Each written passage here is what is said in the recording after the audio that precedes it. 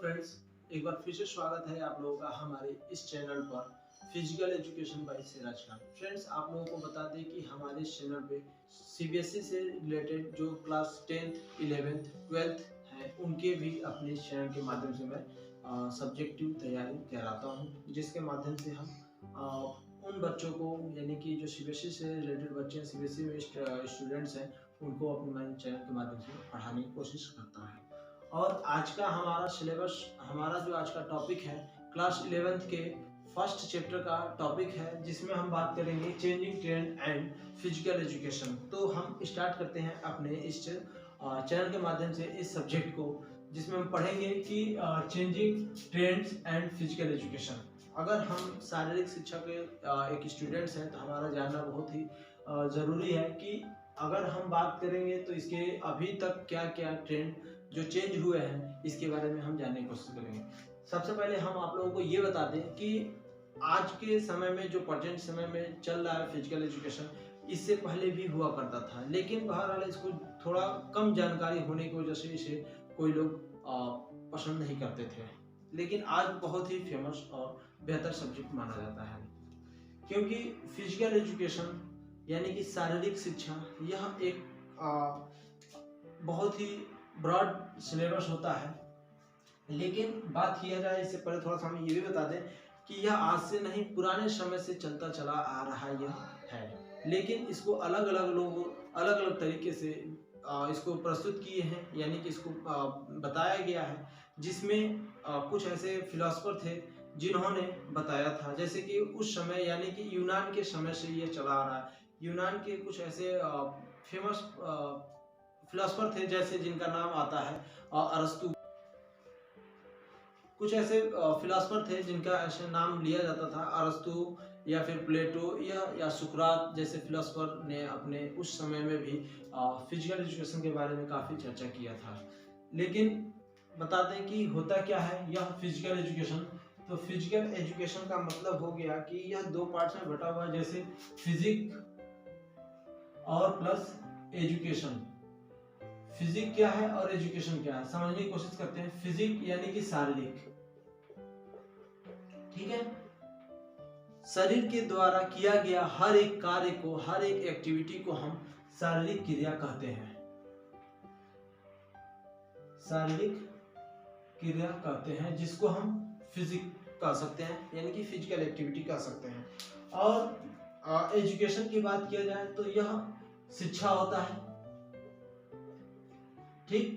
तो यानी कि शरीर के द्वारा कोई भी ऐसी एक्टिविटी कर रहे हैं और उससे हम कुछ न कुछ चीजें सीख रहे हैं, उसी को हम फिजिकल एजुकेशन कहते हैं।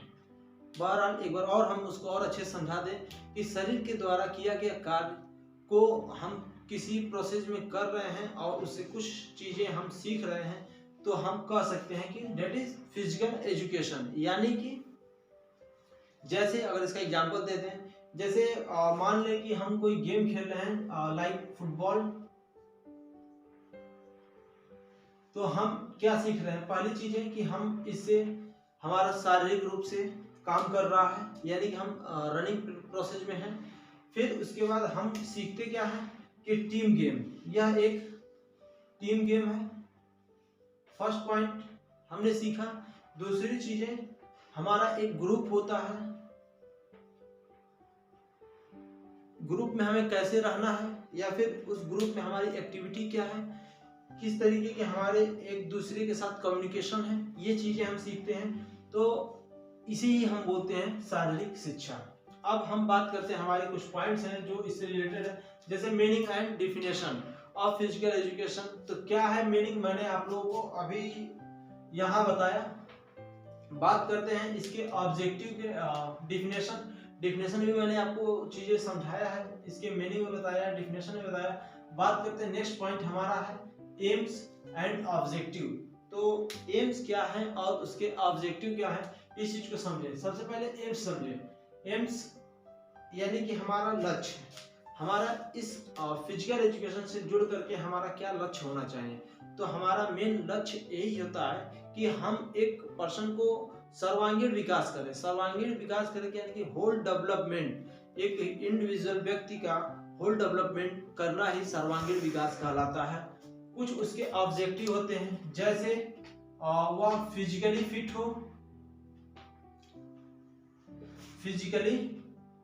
हो, यानी डेवलपमेंट हो। फिर उसका मेंटल डेवलपमेंट हो,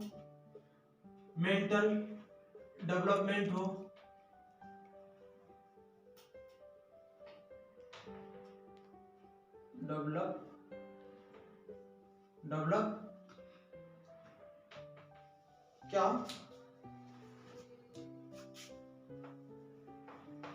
इसके ऑब्जेक्टिव क्या क्या है?